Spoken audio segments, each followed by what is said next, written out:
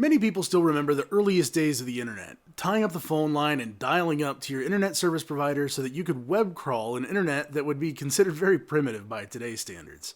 Then we started using our phone lines in a different way, for slightly faster internet access known as DSL. But before long, the couple of copper wires inside a tiny phone line were seeing their maximum potential, and eventually our cable TV lines, with much hardier bundles of coaxial cables, were used to bring faster and faster speeds. But as the demands of an ever-evolving internet grew, even cable began to see its limits. Its networks can be thought of just the same as your neighborhood, and as more and more people in your neighborhood get online at the same time, your own internet starts to get bogged down.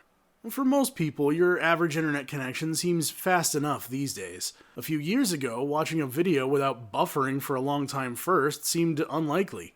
Now, in 2021, we can watch feature-length movies without interruption. But have you ever noticed that when you want to send a bunch of photos or upload a video, it always seems to take a really long time? 2020 showed us that we could live stream a conversation with friends, but sometimes they would break up, or their picture would get blocky, their voice would sound like a robot, or sometimes they'd drop from the call entirely. This may not be a huge deal when having a virtual happy hour with some friends, or a small team meeting with a few coworkers. But when you're giving an important presentation, or you're a student in an online classroom, the last thing you want are interruptions. Some households have multiple students taking classes online at one time. If mom is doing remote work from home while one student is attending online classes and another is watching their college lecture, suddenly your internet is choking. Even when relaxing in the evenings, having multiple members of a household streaming video from various websites or playing video games online, they start to feel the bottleneck as more and more bandwidth is needed by more and more people and devices. This is because traditional internet connections thought of the World Wide Web as a platform that delivered its content mainly in one direction. The little bits of information home users send, such as requesting a certain website or searching a few keywords, were no big deal. Most of the information was then served up to you over an asymmetrical connection, meaning that even with a very expensive connection, your download speeds were far greater than your upload speeds. It was designed this way because the internet was not envisioned as the two-way street that it's become.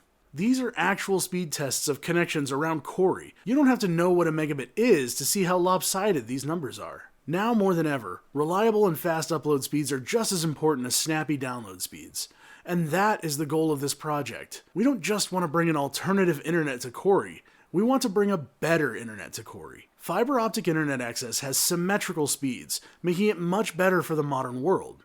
Whether you're giving a presentation, attending a classroom, or you want to be the next famous video game streamer, fiber optic internet is how we prepare for the future. One more note about preparing for the future. This includes everyone. Our goal is to reach the entire Corry area school district, not just downtown Corry. And while I've heard, I'll believe it when I see it, let me explain why I think it's more possible than ever. All internet in rural areas, up until now, has been provided using traditional and existing communication methods, either coaxial cable or twisted pair telephone wires. Both of these technologies were invented for purposes other than the internet, and they work by sending electrical signals through copper wires. This means they can be interfered with by any kind of electromagnetic interference, such as another electrical source, like CB radios, lightning, and even the humming of fluorescent light bulbs. While they are shielded to protect against that most of the time, these copper wires are also subject to signal attenuation, which means the farther it has to travel, the weaker the signal gets. This requires repeaters and extra substations to be installed all along the route trying to get the internet connection to your home. Fiber optic cables were designed with data transmission in mind, and they're typically built with a core of glass surrounded by reflective cladding. This means the signal reflects around inside the cable rather than just seeping out of it, allowing signals to travel much greater distances than typical copper wire internet without degrading. These are the types of cables they bury in the ocean floor for intercontinental and global data transmissions. They're durable, fast, and will literally help close the gap between our rural communities and anywhere else in the world you want to be.